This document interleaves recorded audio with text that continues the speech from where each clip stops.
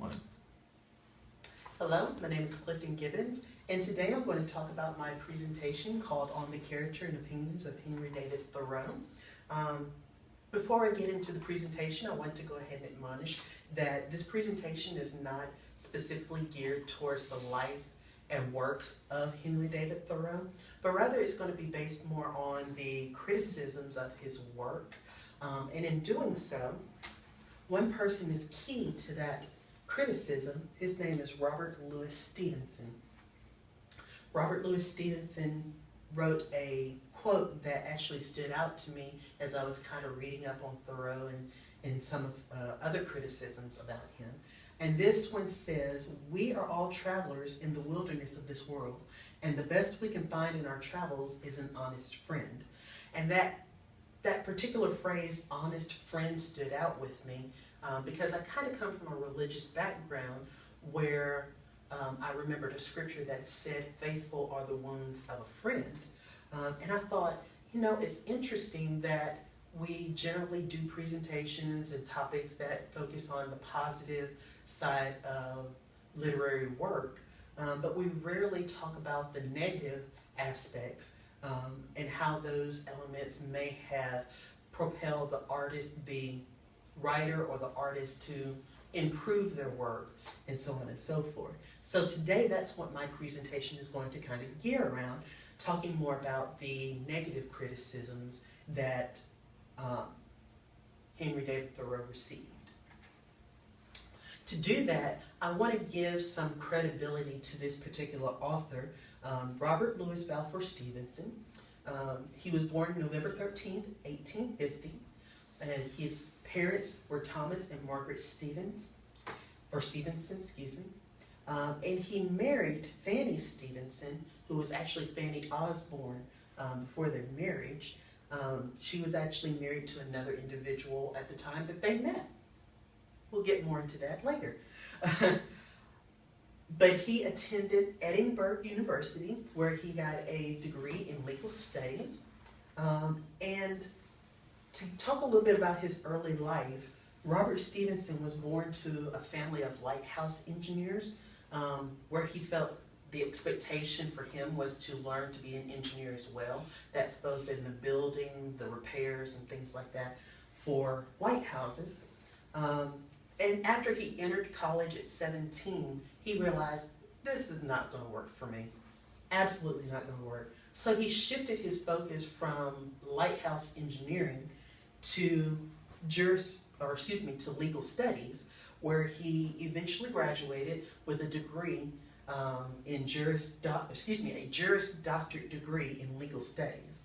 But interestingly enough, because he was in school during that time period, or while he was in school, he had done some traveling to some near-around countries, France being one of them, and he developed a love for the written word. And as a result, he declined to actually practice law and decided to become a literary artist, writing his own literature. To give some background on his family, he met Fanny Osborne in September of 1876, and he was immediately smitten by her. If I remember correctly, they met just in happenstance, passing at a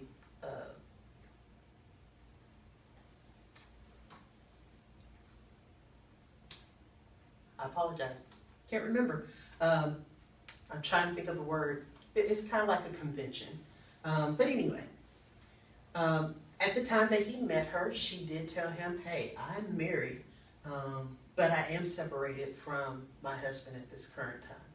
And they kind of started a love affair between 1876 and 1878. And the interesting thing about it, if we ever thought that long-distance love relationships can't last, they proved that it can. Because between 1876 and 1878, they had a long-distance relationship. In 1878, she eventually divorced her husband. She moved closer to Stevenson, and in 1880, she married him. She had 2 children, Isabel and Lloyd Osborne. They are the children of Commander Samuel Osborne, who was a general for, I believe, the English Navy. And when he married Fanny, he immediately accepted responsibility of Isabel and Lloyd and made them as if they were his own children. So much so that both of the children themselves became authors. Isabel ended up marrying a husband, and their particular property that they landed on happened to have oil. So that she became exceptionally rich and ended up writing memoirs about her stepdad and about herself and their different writing styles and things. And then Lloyd himself just became a flat-out author. But what's interesting and less known about Lloyd is that he helped co-author 3 books by Stevenson called The Ebb Tide, The Wrecker, and The Wrong Box. So what gives him so much credibility is not so much the fact that he just wrote words, but he wrote incredibly popular works. Works such as Treasure Island, The Strange Case of Dr. Jekyll and Mr. Hyde, and Kidnapped. And to kind of give a little background, but all of these actually deal with some level of understanding oneself or a self-awakening, whether it be as the child who was kidnapped by pirates and made to live out a life with pirates. Both of these books are kind of hand in hand with each other.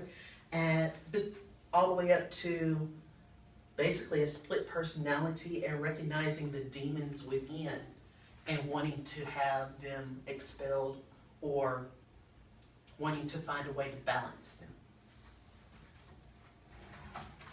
With that being said, like Henry David Thoreau, Stevenson established his life by producing works of art that have made lasting cultural effects. But here's where the gloves come off. My presentation topic statement says, this presentation reviews commentaries surrounding the character and opinions of Henry David Thoreau and his literary works. And some of the summary points that I want to point out that I recognized while reading these criticisms was the negative criticisms having an equal effect in his work later on.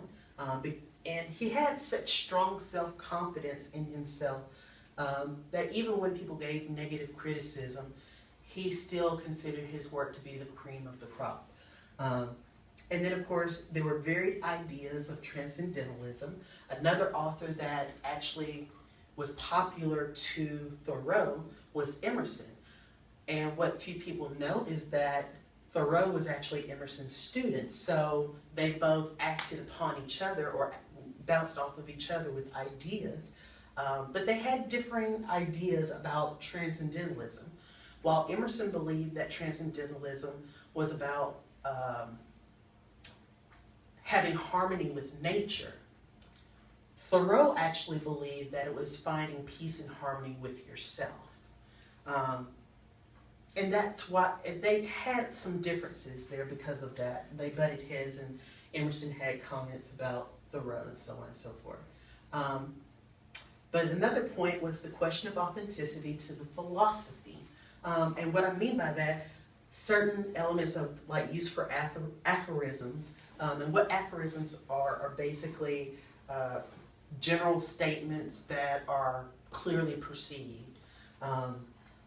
And we saw a lot of that in Maine Woods, where they talked about the boat having the rings that were made of this particular bark, and it was so many times the cord was going around the ring in the canoe, and very detailed, very clear understandings.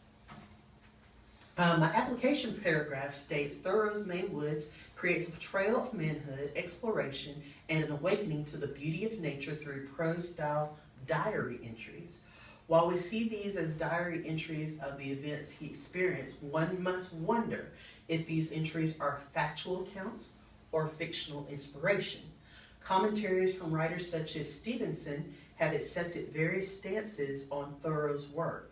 Stevenson shared commentary on Thoreau's perceived ideas of self-improvement, which is one of the quotes that I'm going to go into in just a few minutes, but expresses that Thoreau does not measure up to those very ideas himself. So talking about that quote about self-improvement, it states, Thoreau's true subject was the pursuit of self-improvement combined with an unfriendly criticism of life as it goes on in our societies. Yet, he did not care to follow this vein singly, but must drop into it by the way in books of different purport.